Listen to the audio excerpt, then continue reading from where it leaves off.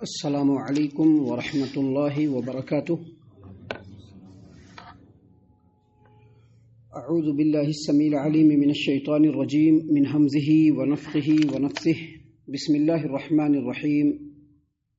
قالوا یا موسیٰ اما ان تلقی واما ان نکون اول من القى قال بل القوا فاذا حبالهم وعصیهم يخیل الیہ من سحرهم انها تسعى فأوجس في نفسه خيفة موسى قلنا لا تخف إنك أنت الأعلى وألق ما في يمينك تلقف ما صنعوا إنما صنعوا كيد ساحر ولا يفلح الساحر حيث أتى فألقي السحرة سجدا قالوا آمنا برب هارون وموسى۔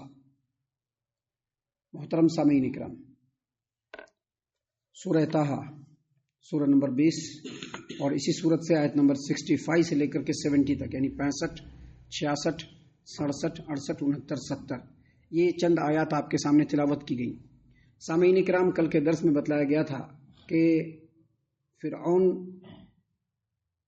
فرعون کے کہنے پر، اس کے اعلان کرنے پر ملک بھر سے جتنے بھی جادوگر تھے وہ سب کے سب اس میدان میں، جو میدان مقرر کیا گیا تھا، حاضر ہو گئے عید کے دن، اور پورے ملک کے اطراف سے لوگ بھی حاضر ہو گئے اس مقابلے کو دیکھنے کے لیے۔ فرعون آ گیا، فرعون کے اعیان آ گئے، جتنے بھی جادوگر تھے سب سامنے صف لگا کر کے بیٹھ گئے، کھڑے ہو گئے۔ سیدنا موسیٰ علیہ السلام اور سیدنا ہارون علیہ السلام دونوں کے دونوں عصا لے کر کے پہنچ گئے۔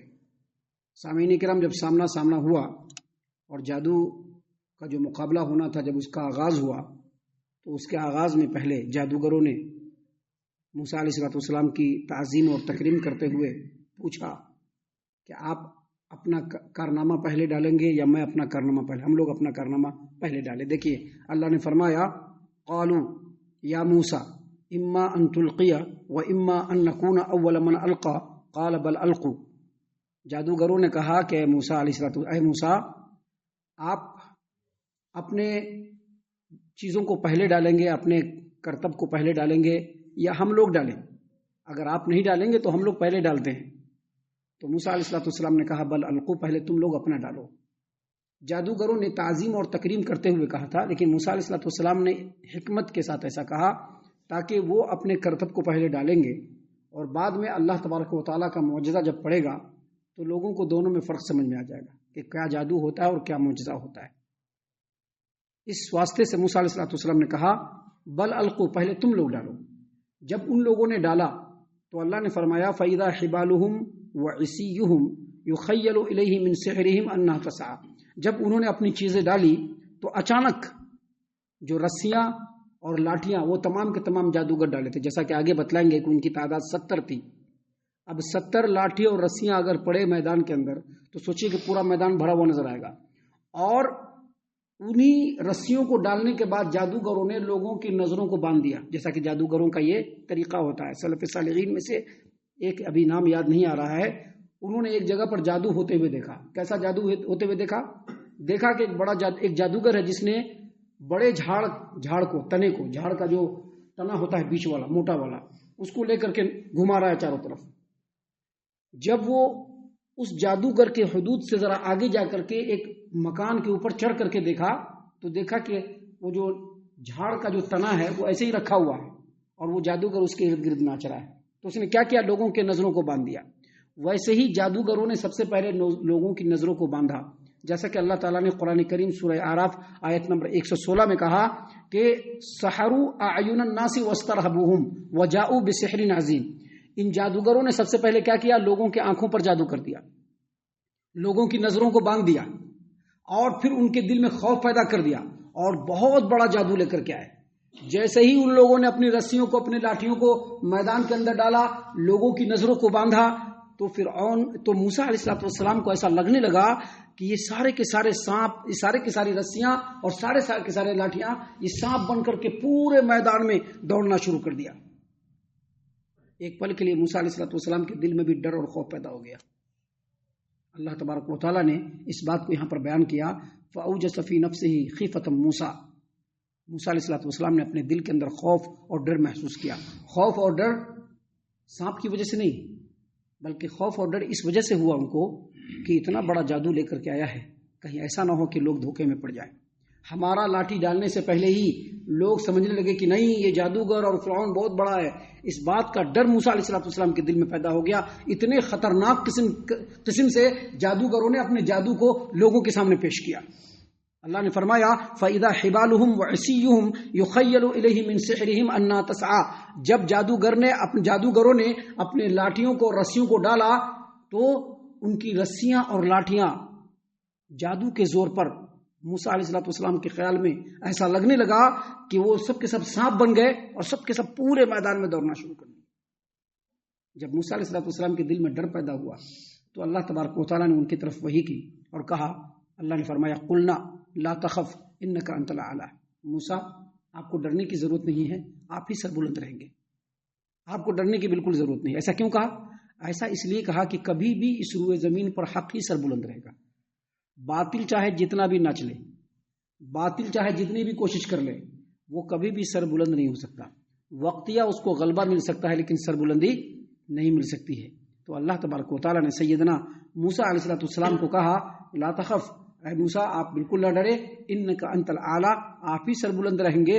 وَأَلْقِ مَا فِي يَمِينِكَ تَلْقَفْ مَا صَنَعُوا إِنَّمَا صَنَعُوا كَيْدُ سَاحِرٍ. اور جو چیز آپ کے داہنے ہاتھ میں ہے یعنی لاٹھی, موسیٰ کے داہنے ہاتھ میں کیا تھا؟ لاٹھی تھا. عام طور پر آدمی لاٹھی کس ہاتھ میں پکڑتا ہے؟ داہنے ہاتھ میں پکڑتا ہے. تو کہا کہ تمہارے داہنے ہاتھ میں جو چیز ہے اس کو ڈالو. وَأَلْقِ مَا فِي يَمِينِكَ, آپ کے داہنے ہاتھ میں جو کچھ ہے موسیٰ آپ اس کو ڈالیے. تلقف ما صنعوا, جیسے ہی آپ ڈالیں گے یہ لاٹھی سانپ بنے گا جیسا کہ آپ کو معلوم ہے. اور جو کچھ جادوگروں کے ہتھ کنڈے ہیں سب کو وہ نگلتا ہوا چلا جائے گا. موسیٰ علیہ السلام نے جیسے ہی لاٹھی ڈالی, حافظ ابن کثیر نے اپنی تفسیر کے اندر لکھا ہے کہ وہ لاٹھی بہت بڑا سانپ بن گیا.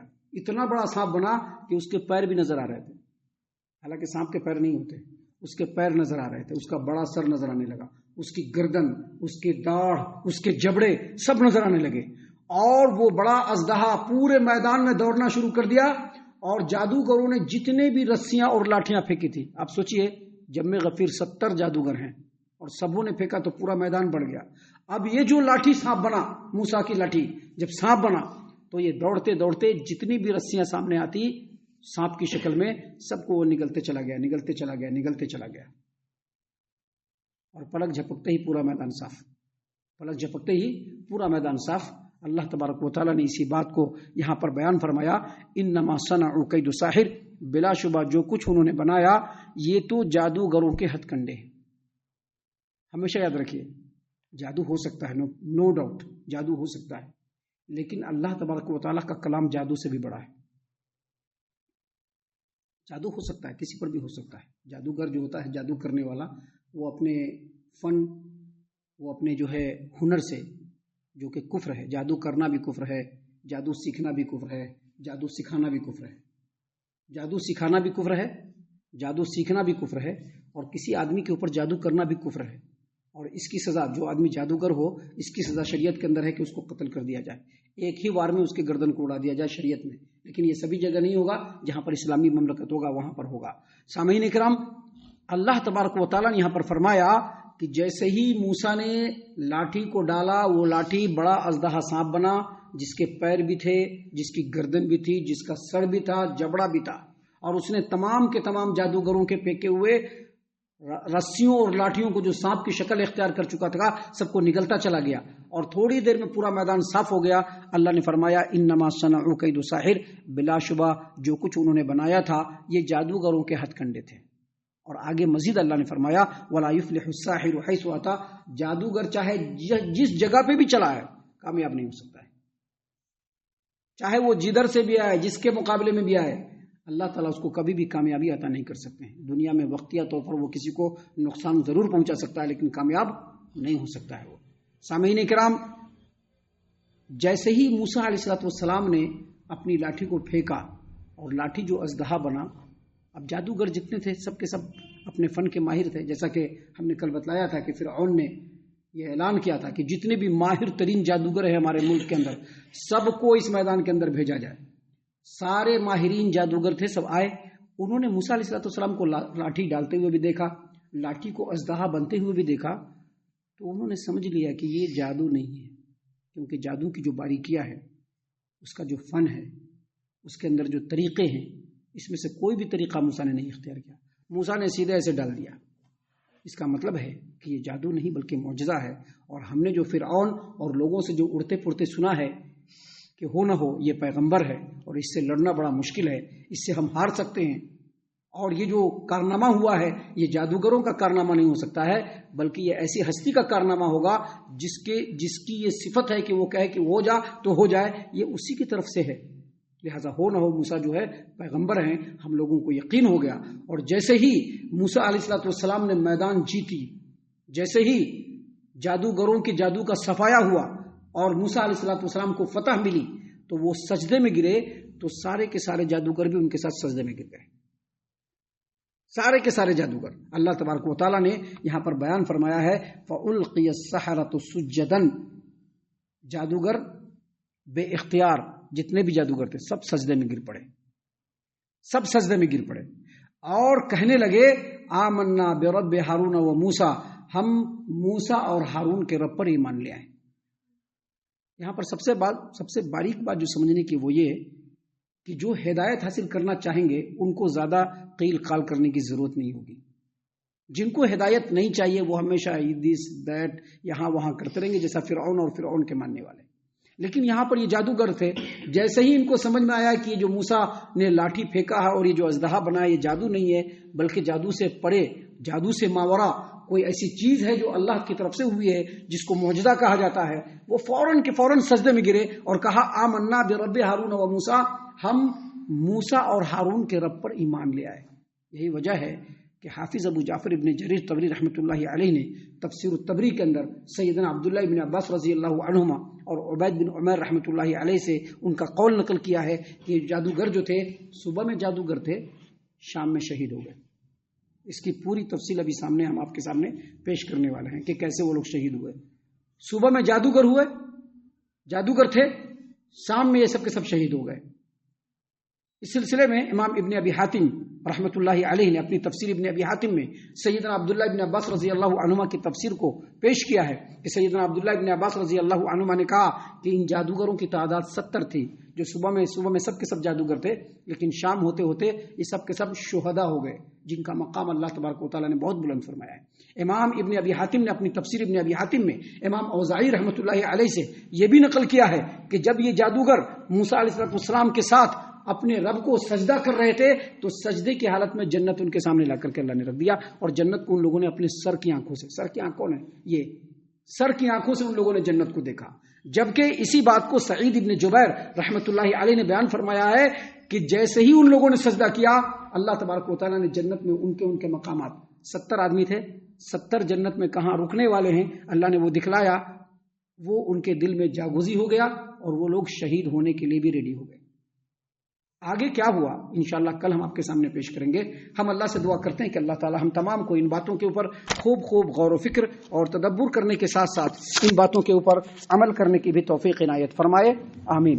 اللہ تعالی ہم تمام کو صحیح معنوں میں پکا سچا مومن مسلمان بنائے، اللہ اور اس کے رسول صلی اللہ علیہ وسلم کا مطیع و فرما بردار بنائے، صحابہ کرام رضی اللہ عنہم کے طریقے پر چلنے والا بنائے، جنت الفردوس میں جگہ عطا فرمائے. اے اللہ ہم تمام کو جہنم سے پناہ دے، اے رب العالمین ہم تمام کو جہنم سے پناہ دے، اے مالک الملک ہم تمام کو جہنم سے پناہ دے، آمین یا رب العالمین. وما علینا الا البلاغ المبین.